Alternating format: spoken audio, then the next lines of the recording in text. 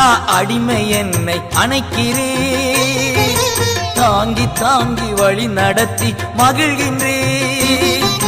தகுதி இல்லா அடிமை என்னை அணைக்கிறே, தாங்கி தாங்கி வழி நடத்தி மகிழ்கின்றீர். அதிசயங்கள் ஆயிரம் அன்பரே உம் கரங்களிலே, அதிசயங்கள் ஆயிரம் அன்பரே உம் கரங்களிலே. நன்றி நன்றி நன்றி என்று துதிக்கிறே, நல்லவரே உம் நன்மைகளை நினைக்கிறே.